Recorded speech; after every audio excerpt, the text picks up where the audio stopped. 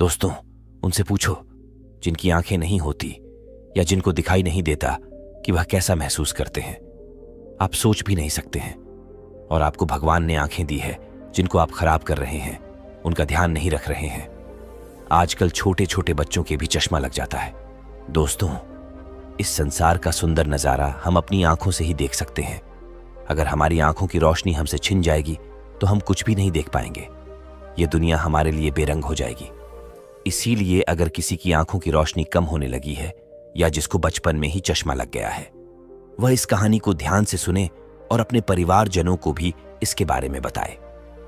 इस कहानी में आपको एक ऐसे चूर्ण के बारे में बताया जाएगा जिसका उपयोग करने से आपकी आंखों की रोशनी कुछ ही हफ्तों में वापस लौट आएगी और जिनको चश्मा लग गया है उनका चश्मा भी हट जाएगा। तो आपसे मेरा निवेदन है कि इस कहानी में अंत तक जरूर बने रहना। एक बार एक युवक जो अपनी आंखों को लेकर बहुत परेशान रहता था, वह एक गुरु के पास जाता है जो कि आयुर्वेद के एक बहुत बड़े ज्ञाता थे। वह युवक गुरु को प्रणाम करता है और कहता है, हे मुनिवर, मैं अपनी आंखों को लेकर बहुत परेशान हूं। मेरी आंखों की रोशनी दिन भर कम होते जा रही है। मुझे सब कुछ धुंधला धुंधला दिखाई देता है। कहीं बार तो मेरी आंखों में बहुत ज्यादा दर्द और जलन होता है और बहुत ज्यादा आंसू भी निकलते हैं। गुरुदेव, मेरी आंखें समय से पहले ही मेरा साथ छोड़ रही है।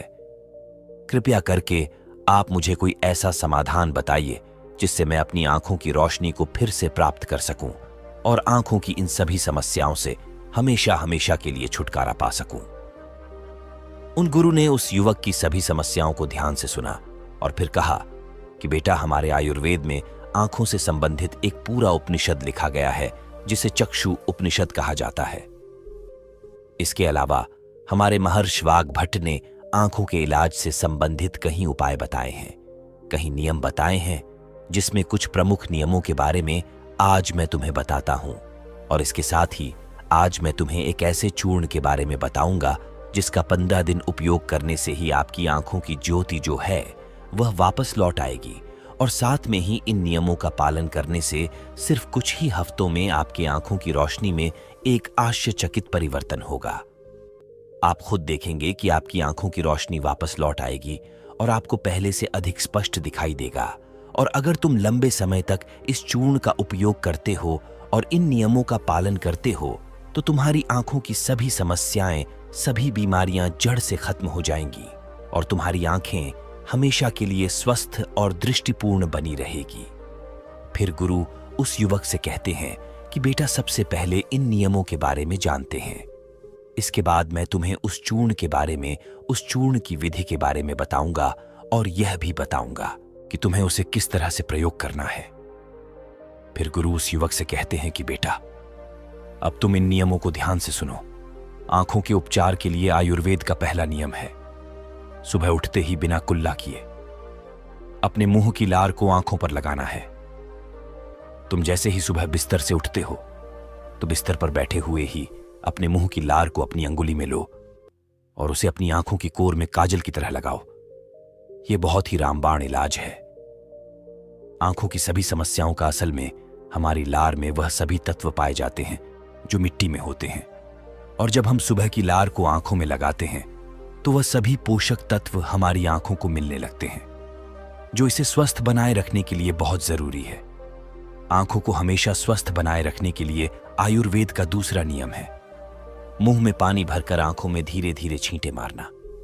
तुम जब रोज सुबह अपनी आंखों को धोते हो तो उसे ऐसे ही मत दो, बल्कि उससे पहले अपने मुंह में पानी भरो, फिर अपनी आंखों पर कम से कम 20 छींटे मारो।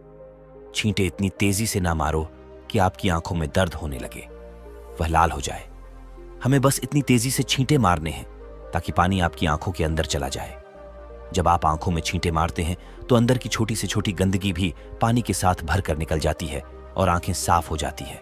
और मुंह में पानी भरने का कारण यह है कि जब हम आंखों में छींटे मारते हैं तो आंखों का कचरा जो है वह मुंह के रास्ते से ना जाकर सीधे आंखों से ही पानी के साथ बाहर निकल आए, क्योंकि आंखों की कहीं बीमारियां सिर्फ आंखों में धूल मिट्टी जाने के कारण या कचरा जाने के कारण पैदा होती है।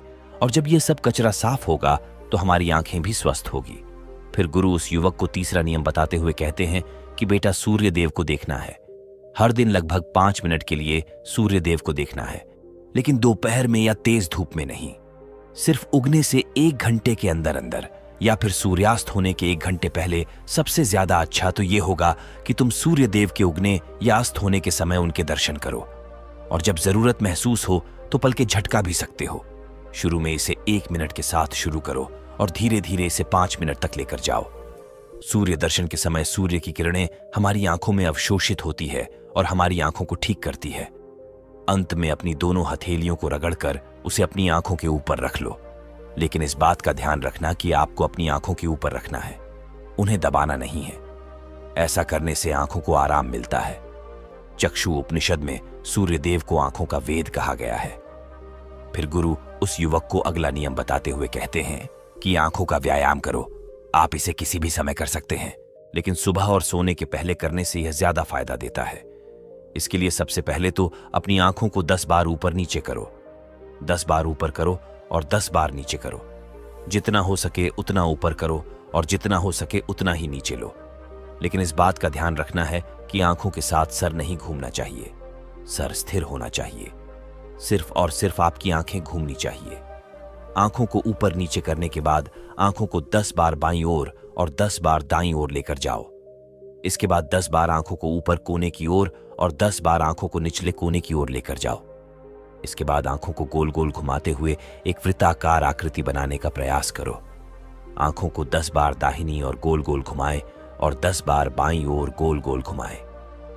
फिर सबसे जरूरी व्यायाम, अपने हाथ के अंगूठे को अपनी दोनों आंखों के बीच में रखो और अपने नाखून के हिस्से को देखो और बिना ध्यान हटाए धीरे धीरे अपने अंगूठे को दूर लेकर जाओ। इस दौरान आपका पूरा ध्यान अंगूठे के नाखून पर होना चाहिए। जैसे ही अंगूठा दूर जाए तो सारा ध्यान अंगूठे से हटाकर उसके पीछे वाली चीज पर लगाओ। फिर वापस अंगूठे के नाखून पर ध्यान केंद्रित करो और फिर उसे धीरे धीरे अपने नाक के पास लो। इस प्रक्रिया को तुम्हें 10 बार दोहराना है और फिर इसके बाद अपने दोनों हथेलियों को रगड़कर अपनी दोनों आंखों को ढक लेना है और आंखों को आराम देना है। दरअसल हमारी आंखों के आसपास बहुत सारी मांसपेशियां होती है जो हमारी आंखों को चलाती है, उन्हें नियंत्रित करती है। बिना व्यायाम के यह मांसपेशियां कमजोर पड़ जाती है, लेकिन इस व्यायाम को करने से तुम्हारी आंखों की मांसपेशियां मजबूत होती है और वह अपनी कोई भी ताकत दोबारा हासिल कर सकती है। फिर गुरु अगला नियम बताते हुए कहते हैं कि शरीर को साफ रखो, क्योंकि शरीर साफ तो बीमारियां साफ। आयुर्वेद के नियम के अनुसार यदि हमारा शरीर भीतर से साफ है तो हमें कोई बीमारी नहीं हो सकती है। अगर हमारी आंतें साफ है और उनमें कोई भी पुराना भोजन जमा नहीं हुआ है तो हमारा पेट सुबह एक बार में ही साफ हो जाता है। हमें कब्ज की समस्या कभी नहीं होती है तो हमारा हर एक अंग स्वस्थ रहेगा और हमारी आंखें भी स्वस्थ रहेगी। अपने शरीर को अंदर से स्वस्थ रखने के लिए तुम्हें रोज 16 घंटे का उपवास या फिर एक दिन 24 घंटे का उपवास करना चाहिए। फिर गुरु उसे आगे बताते हुए कहते हैं कि बेटा, अपनी आंखों को त्रिफला के जल से धो। त्रिफला एक बहुत ही प्रसिद्ध आयुर्वेदिक औषधि है। महान ऋषि वाग्भट ने त्रिफला को इंसानी शरीर के लिए अमृत तुल्य बताया है। त्रिफला जैसे ही उसका नाम है, ये 3 फलों से मिलकर बना है। पहला है आंवला, दूसरा है पहेड़ा और तीसरा है अरहर। त्रिफला को बनाते समय इन तीनों की मात्रा का ध्यान रखना बहुत आवश्यक है। त्रिफला बनाने के लिए आंवला, बहेड़ा और अरहर का अनुपात 1 अनुपात 2 अनुपात और 3 अनुपात होना चाहिए। यानी आंवला 3 गुना, बहेड़ा 2 गुना और अरहर 1 गुना होना चाहिए। इन तीनों को सुखाकर इनके बीज निकालकर इसे अच्छे से पीसकर मिला लीजिए। इस तरह से त्रिफला का चूर्ण तैयार हो जाता है। फिर इसे किसी मिट्टी के बर्तन में रख दीजिए और 1 चम्मच त्रिफला चूर्ण को 2 गिलास पानी में रात में भिगोकर रख दें और सुबह उसे छानकर अपनी आंखों को उससे धो लीजिए।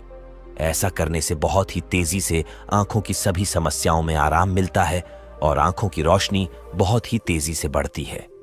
त्रिफला न सिर्फ आपकी आंखों के लिए बल्कि हमारे शरीर के लिए भी बहुत फायदेमंद होता है, क्योंकि यह वात, पित्त और कफ तीनों दोषों को नियंत्रित करता है। शरीर को साफ करने के लिए त्रिफला को 2 तरीके से लिया जा सकता है, एक रात को और दूसरा सुबह। अगर आप त्रिफला सुबह लेते हैं तो गुड़ या शहद के साथ लो, और यदि आप त्रिफला को रात में लेते हैं तो दूध के साथ या फिर गर्म पानी के साथ इसे ले सकते हैं। रात में दूध या गर्म पानी के साथ जो त्रिफला खाया जाता है वह हमारे शरीर को साफ करने का काम करता है। गंदगी बाहर निकालता है और सुबह जो गुड़ या शहद के साथ त्रिफला खाया जाता है, ये पोषक तत्व का काम करता है, यानी कि पोषक तत्व प्रदान करता है। इसीलिए जो व्यक्ति स्वस्थ है, जिन्हें कब्ज या पेट से जुड़ी हुई कोई भी दिक्कत नहीं है, वह त्रिफला को दिन में खाए, और जिन्हें पेट की सफाई करनी है, कब्ज की समस्या रहती है, वह इसका सेवन रात को करे। फिर गुरु उस युवक को अगला नियम बताते हुए कहते हैं कि बेटा, यह नियम बहुत ही लाभकारी है। इससे तुम्हारी आंखें और मन दोनों ही तेज बनते हैं। इसके लिए तुम्हें एक अंधेरे कमरे में दीपक या मोमबत्ती जला लेना है। फिर उसे इतनी ऊंचाई पर रखना है कि जब तुम बैठो तो वह तुम्हारी आंखों के ठीक सामने हो। ना ज्यादा ऊपर होना चाहिए और ना ही ज्यादा नीचे होना चाहिए। इसके बाद आपको अपने पीठ को सीधा करके आरामदायक स्थिति में बैठ जाना है और अपनी दृष्टि को उस दीपक या मोमबत्ती की ज्वाला पर, यानी ज्योति पर केंद्रित करना है और लगातार उस ज्योति को देखना है। इस बीच यदि तुम पलक झपकाना चाहते हो तो आप झपका सकते हो, लेकिन कोशिश करो कि जितनी देर तुम बिना पलक झपकाए रह सकते हो तो बिना पलक झपकाए रहो। थोड़ी देर में तुम देखोगे कि तुम्हारी आंखों से आंसू बहने लगेंगे, लेकिन चिंता करने की कोई जरूरत नहीं है, क्योंकि यह क्रिया हमारे आंसुओं के द्वारा हमारी आंखों की सफाई कर रही है। इस प्रक्रिया के बीच आप आंखों के आंसू को रोकने का प्रयास न करें, बस इन्हें बहने दें। इस दौरान अपने हाथों से अपनी आंखों को भी स्पर्श नहीं करना है। जब यह प्रक्रिया पूरी हो जाए तब अपनी दोनों हथेलियों को रगड़कर धीरे धीरे अपनी आंखों के पास लेकर जाओ और आंखों को ढक लो। यह प्रक्रिया रोज रात को सोने से पहले कुछ मिनट के लिए करो। फिर तुम स्वयं देखोगे कि तुम्हारी आंखों की रोशनी दिन प्रतिदिन बढ़ती जा रही है। इस प्रक्रिया को करने से आपकी आंखों की रोशनी के साथ साथ आपकी एकाग्रता भी बढ़ती है। फिर गुरु उस युवक को अगला नियम बताते हुए कहते हैं कि किसी भी ठंडी सब्जी जैसे खीरा, लौकी और आलू के छोटे छोटे टुकड़ों को कुछ मिनट तक अपनी आंखों के ऊपर रखो। जब हम खीरे या लौकी को इस तरह से छोटे छोटे टुकड़ों में काटकर आंखों के ऊपर रखते हैं तो हमारी आंखों के आसपास का जो क्षेत्र है वह ठंडा हो जाता है और बाकी का क्षेत्र गर्म रहता है, जिससे आंख और सर के बीच का जो तापमान है उसमें अंतर आ जाता है और ज्यादा से ज्यादा रक्त आंखों की तरफ आने का प्रयास करता है। फिर जिस जगह पर रक्त का प्रवाह ज्यादा होता है उस जगह का इलाज खुद म खुद शुरू हो जाता है। इस प्रक्रिया को आपको हर दिन 10 से 12 मिनट तक जरूर करना है। इससे आपकी आंखों की रोशनी बढ़ेगी और आप ताजगी महसूस करेंगे। फिर गुरु उस युवक को अगला नियम बताते हुए कहते हैं कि बेटा, तुम्हें रोज ऐसा काम करना है जिसमें ज्यादा रक्त का प्रवाह हो। जैसे शीर्षासन, भस्त्रिका आसन, ऐसे आसनों को करने से रक्त की ज्यादा मात्रा आंखों की तरफ जाती है और आंखें स्वस्थ बनी रहती है। फिर गुरु उस युवक को कहते हैं कि बेटा, तुमने नियमों के बारे में तो जान लिया, अब मैं तुम्हें उस चूर्ण के बारे में बताता हूं जिसका उपयोग तुम्हें करना है, और उसका उपयोग करने से कभी भी तुम्हारे आंखों की ज्योति खराब नहीं होगी, और अगर जिनको चश्मा लग चुका है उनका चश्मा भी कुछ हफ्तों में उतर जाएगा। इस चूर्ण को बनाने के लिए आपको 4 चीजों का प्रयोग करना है, जिसमें पहली चीज है सौंफ, दूसरी चीज है बादाम, तीसरी चीज है धागे वाली मिश्री और चौथी चीज है काली मिर्च। हमें सबसे पहले तवे पर सौंफ को थोड़ा सेक लेना है। सौंफ को नेत्र ज्योति के रूप में अव्वल माना जाता है। इसकी तासीर ठंडी होती है। इसके साथ ही यह खाने को पचाने में बहुत ज्यादा मदद करती है। सौंफ हमारे शरीर के मोटापे को भी कम करती है। सौंफ में potassium, magnesium, zinc, iron, copper जैसे मिनरल्स भरपूर मात्रा में होते हैं। आपको सौंफ को तब तक सेकना है जब तक उसमें खुशबू ना आ जाए। जब खुशबू आने लगे तब आप उसे नीचे उतार लीजिए। फिर आपको बादाम को हल्का हल्का सेकना है। बादाम में विटामिन ए प्रचुर मात्रा में होता है जो हमारे दिमाग को तंदुरुस्त रखता है। इसमें प्रोटीन एवं फाइबर काफी अच्छी मात्रा में पाए जाते हैं, जिसकी वजह से हमारा पेट भरा भरा रहता है और यह हमारे मोटापे को भी कम करती है। इसके बाद आपको बादाम और सौंफ को अच्छी तरीके से पीस लेना है, इसका बारीक चूर्ण बना लेना है, और इसके बाद आपको धागे वाली मिश्री में से धागा निकाल देना है और उसे कूटकर उसका बारीक चूर्ण बना लेना है। फिर आपको 10 से 15 काली मिर्च लेनी है। काली मिर्च में एंटी इन्फ्लेमेटरी तत्व पाए जाते हैं जो आंखों के लिए बहुत लाभदायक होते हैं। इसके साथ ही काली मिर्च जीवाणु रोधक और इम्यूनिटी बढ़ाने में सहायक होती है, जिससे आंखों की रोशनी मजबूत बनती है।